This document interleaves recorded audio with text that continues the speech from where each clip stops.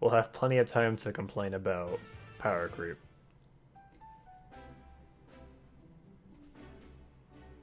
My road to redemption is long, but I hope to be something like my father by the end of it. Here's best boy, Dimitri. He's got Moon Gradivus, and some other skills with Yu-Gi-Oh! Text. I guess we'll do like normal and we'll watch the whole thing before we break down the skills. We got Claude. Fodlan isn't going to change itself. Sometimes it takes an outsider to make things happen. I'm kind of glad I had that spoiled for me. I guess I would rather have that spoiled by like something else than have it be spoiled by Feh, you know what I mean? Claude being Another successful scheme. being the king of Almyra. My Scythia. I make it a point to dress in a tastefully mature way. It's worth the time. Thank you for the mundane comment about how you dress. Darkspike's T. Did you think I'd miss?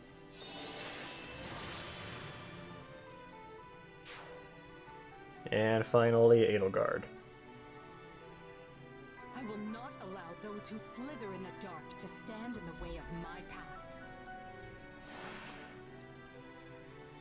Interestingly, we actually have a new story chapter coming out with these units. It's not a paralogue. That's why the background is Doka Flammer or whatever.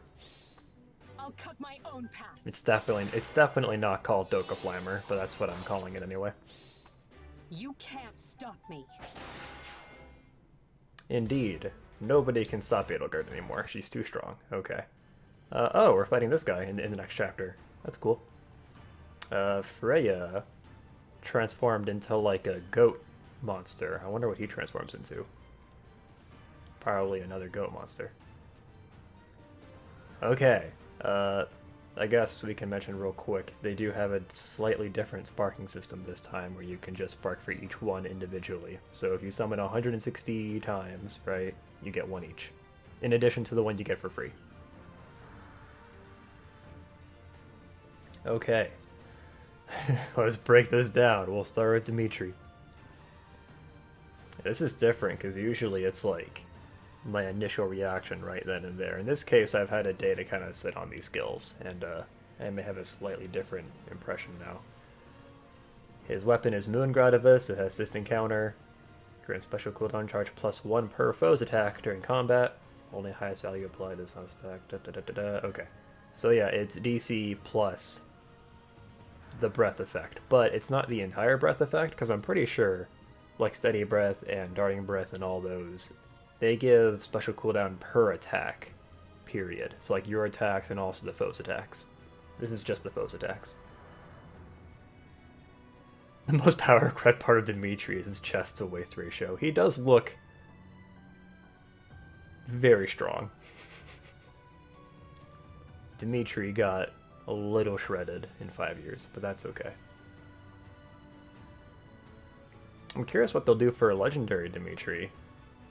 Not to go on too much of a tangent, but yeah, like that'll have to be like his other outfit from the time skip, but then like that Dimitri is like super evil, so not super evil, but he's a boar in that form, so who knows what they'll do for that. So that's his weapon. It's actually not that insane. I don't know, I guess any weapon that has distant counter in addition to another effect is going to be pretty good, so yeah. Then I'm actually going to skip down to the B skill, because that's his unique skill. Blue Lion Rule. If unit's defense greater than foe's defense, reduces damage from attacks during combat and from area of affected specials, excluding Rucker by percentage equal to difference between stats times 4. So that's good because I think I might be wrong about this. I think usually these like damage reduction B skills, I don't know if they usually apply to area of effect specials. I'm actually gonna check that right now because I'm not certain. But yeah, legendary will be High Lord and Wyvern Master class outfits with Arm Bar and Fail Knot. Yeah, I mean that's what it'll have to be. I'm just curious because like I don't know. I just think it'd be weird if legendary Dimitri is like the edgelord version of him. Like, in terms of the outfit, it'll have to be, but, like, in terms of how he actually, like, acts and his voice lines and stuff.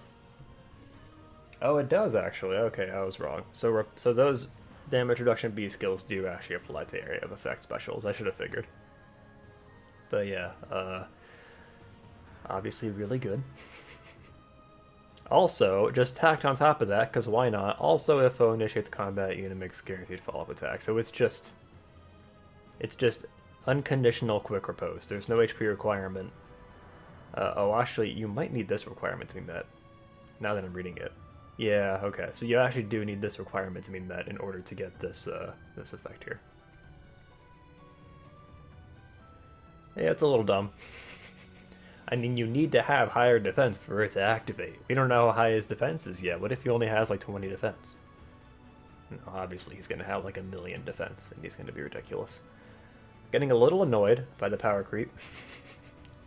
I don't know if this is like a breaking point or anything, but yeah, we basically have like 2 incredibly good A skills stacked on his weapon slot, 2 incredibly good B skills stacked on his B slot, and then his A slot's just open to do whatever you want. So by default, he has attack defense unity.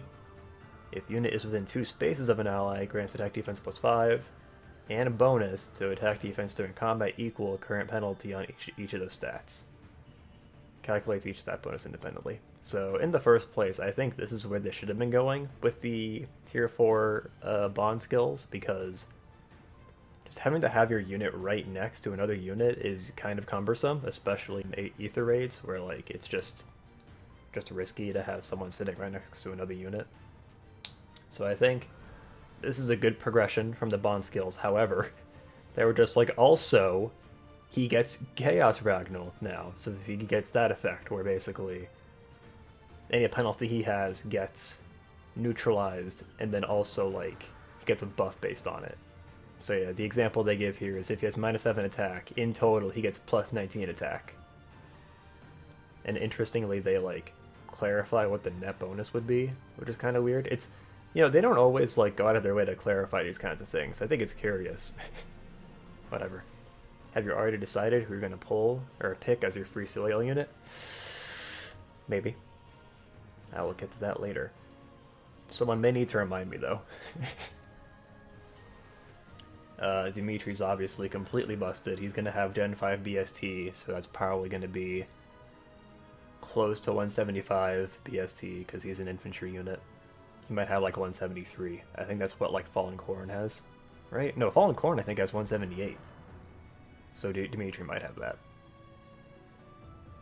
He's gonna be completely ridiculous. He'll be a good AR tank, but probably not in Astra season, because I don't know how he deals with Thracer. I imagine his speed and res are bad enough to where he probably doesn't want to fight Thracer. You still haven't done your COAL3 unit. What? Speaking of the COAL3 units, not to go on too much of a tangent so soon, but like, these units are so ridiculously good. I feel like they honestly trumped the last year's units by quite a bit. I would have said something similar last year, but like, I don't know, I feel like the jump between COAL 3 and 4 is bigger than usual. Actually, I guess I can go into his A slot. So I think, like, this A slot skill, it's inheritable, and it's really good. We don't know what the inherent limitations on it are. Like, if it's like the impact skills, then horses won't be able to get it. But what I'm getting at is, I think a while ago they realized that like any A slot skill has to compete with distant counter. Therefore, like, literally, they can make A slot skills as good as they want, and it doesn't matter that much, because distant counter is just such a centralizing skill. So that's how you get stuff like this, where it's like, the penalty reverse effect by itself would have been perfect, would have been good as an A slot skill. That would have made it desirable, but then it also has the attack defense. Yeah. In terms of skill fodder, you could actually fodder...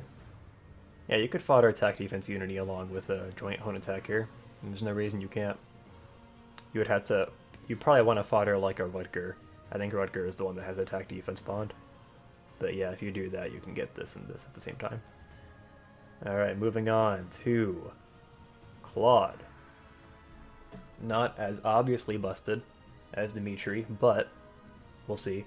Wind of Parthia, accelerated special trigger, effective against flying foes if unit initiates combat, or if unit is within 2 spaces of an ally, grants attack speed, defense res +5 during combat, and if unit also deals damage to foe using specials, restores 50% of unit's maximum HP. How many effects does this have? 1, 2, 3, and 4. That's 4 effects on it. I know one of those is like the effect that every bow has, but still, I'm counting it. And noontime, that's right. If you're careful, you can get really good value out of Dimitri. You can even get noontime. So, like, kind of glossed over this +5 part here, but it's actually a huge deal because Claude's gonna have dumb Gen 5 BST, so he'll probably have, like, I don't even know anymore, like 165 BST, maybe more. I can't keep track anymore. But yeah, he'll have a lot of BST. And just getting +20 on top of that is going to make him very strong. Probably the most notable part is this. If his special activates during combat, he restores 50% of units' maximum HP. So it's not based on how much damage you do or anything like that. You just get +21 or whatever when you're special procs, and that's pretty nutty. You can even combine that with like noontime, and you just get a ton of healing. And either way, like with any kind of 2 cooldown special, it gets shortened to 1. So every time he retaliates in combat, he's gonna activate a special and heal 50% of his HP or more if you're doing noontime instead of Moonbow. Just be grateful he can't use Special Spiral. He's got Fury 4, chill speed defense, which is fine. Pretty tame. Pretty tame B skill, all things considered. The C, so I think the C skill is a pretty big deal. Attack speed rank 3, it's inheritable, and it inflicts attack speed -4 on foes within 2 spaces during combat. So, and also people have the impression that it might be flyer exclusive, which I think is probably true. It's probably exclusive to flyers. Hopefully not exclusive to like melee flyers, that would be a bummer. Yeah. I don't think flyers, I guess flyers do have like exclusive C skills, but they're just like goat flyers and guidance and stuff like that. This is a little more interesting. So the reason why I think this is so good is because C skills are usually more support oriented, obviously, like attack tactic and like buffs and debuffs, stuff like that. There are C slot skills that can benefit the unit directly, like attack speed oath. Just as an example, the oath skills and the wave skills. The wave skills were the first ones that could actually buff the unit that had it equipped. But I think this is a big deal because, like, literally no matter what, like, this is gonna help the unit that has it equipped. So any kind of tank that can use it can just inherit it, and then anybody that tries to attack it is gonna get attack speed -4. That's true, yeah. I guess for some reason, when I think of melee only, I think of like sword, lance, axe, and also dagger and bow, but that's not what melee means. You're right. I guess that's what melee means. It's not what like close means, but whatever. Semantics. So yeah, probably any flyer can inherit it. And I think attack speed rain might be like one of the worst. Not one of the worst. It's not as good as like defense speed rain probably is, because just figure like any kind of unit that equips defense speed rain 3, it's just going to shred through any unit that it attacks. Like to Barn with, I guess, attack defense rain is going to be really good. Yeah, so I think rain C skills are a big deal, and I think Claude is very tempting in terms of fodder, because you can get Fury 4 and also this C slot. As far as Claude by himself goes, you could probably give him like close foil and turn him into a tank, or you can just keep Fury 4. I guess the point, right, is that you're taking damage from Fury 4, but also you're healing constantly, so yeah, flying units can't get lulls. So that's also kind of a big deal, because before, flying units didn't have access to lulls, but now they kind of do, with rain. What flying units do have access to is, like, dull. So you could combine, like, dull close with this, and then you, like, almost have, like, a bootleg lull skill on a flyer. I guess in Claude's case it would be dull ranged? Yeah, because I don't think ranged units can equip dull close. So in his case it'd be like dull ranged plus this, and then you kind of have like a bootleg lull.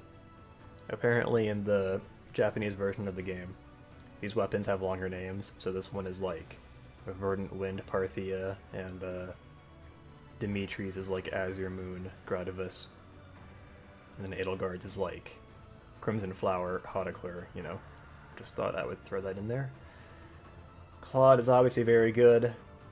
It's, I mean, if he's your favorite, then obviously you should choose him as your freebie, but it's just that Dimitri and Edelgard are both so good, it's kind of hard to choose.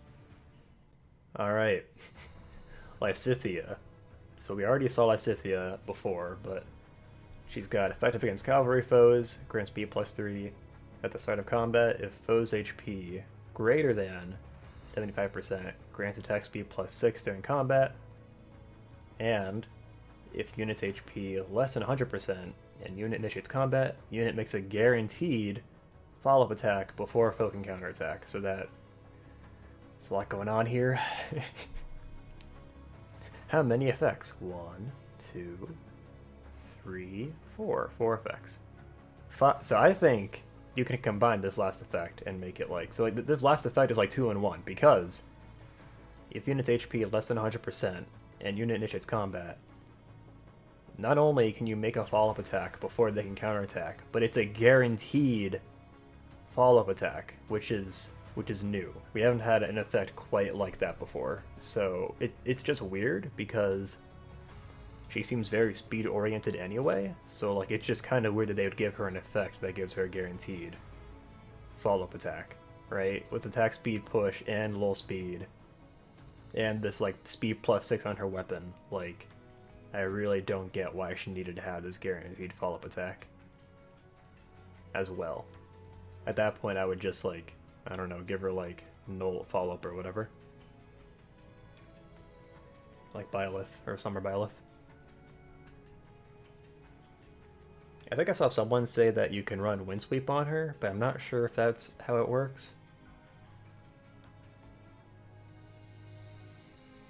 I'm not sure. Yeah, no, you can only do that, I think, if you have, like, no follow-up, exactly. But anyway. Lysithea, obviously very strong. In terms of fodder, also very compelling, because you can get attack speed push and low speed res at the same time. And low speed res is, like, very good for any kind of... It's really good for any kind of mage hyper-offense unit that is fast. Like Olwen Kappa. I guess new Olwen. And maybe old Olwen.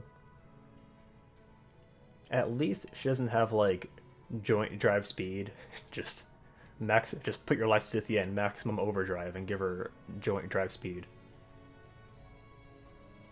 I like that they have her fighting Death Knight, obviously. It's very good. But yeah, I really can't get over why they would give her a guaranteed follow-up attack. That seems kind of nutty. It's not... So like a lot of the effects on these new perf weapons, like activating them is pretty trivial, because usually they'll have like 2 different requirements you can meet, like one or the other, but this one is just, you have to have less than 100% HP. And you have to be the one initiating combat. So it's a little more specific than usual, but in practice it won't be that hard to activate. If you're a fan of Lysithea, you are happy, except if maybe you wanted like a version of Lysithea that wasn't red, because we already have red Lysithea. Yeah, she meets like 62 speed. I think even like the original Lysithea could get really high speed, and also really high attack. Is that an earring? Why does she have an earring on her horn? That's not where earrings go. Did she put the earring on her ear and then wrap her hair around it? Edelgard. Okay. Flower Haudicler. Accelerate special trigger. At start of turn, if unit's HP greater than 25%, unit can move 1 extra space, and grants the following status to unit for 1 turn. Unit can move to a space adjacent to any ally within 2 spaces. At the start of combat, if unit's HP greater than 25%, inflicts attack defense -6 on foe during combat. Okay. Just, once again, just a bunch of really good effects stacked on one weapon. The HP threshold being like above 25%, like it's so easy to meet that. It's one of those conditions that's like kind of trivial, honestly. And one of the reasons why I don't like using armors, and maybe why other people don't like using armors, is because of their movement restrictions. But Edelgard, basically just for free, gets two spaces of movement, and on top of that, she gets the teleportation effect, which I think is overkill. Like, just giving her the, whatever it's called, like the, what's it called, War Powder, there we go. Just giving her, like, better War Powder is pretty dumb, honestly. Hopefully they refine Zelgius to have, like, just War Powder on his weapon to make up for it. And then on top of all that, it's at start of combat if unit's HP greater than 25%, and inflicts attack defense -6 on foe during combat. Everybody gets this effect now, and inflicts attack defense -6. It's kind of annoying, but whatever. Maybe the only thing that's like kind of noteworthy as far as like effects these units don't have is that none of them have effective damage. No armor effective or horse effective, or I guess Claude has flare effective, but you get what I mean. Like last year, Alm had dragon effective, and Micaiah had horse and armor effective, and Elliot had dragon effective and beast effective. They're cooling it on the effective damage, but in return, we get everything else. Okay, I'll skip down to Black Eagle Rule. I'm running out of breath from reading too much. If unit's HP greater than 25%, unit makes a guaranteed follow-up attack, and also if foe initiates combat, damage received by a foe's follow-up attack is also reduced by 80%. And for some reason, so this is weird.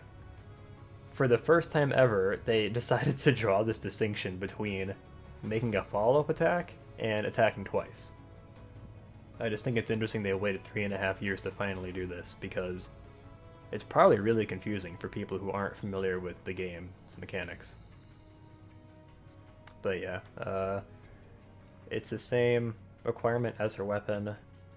She gets a guaranteed follow-up attack in either phase.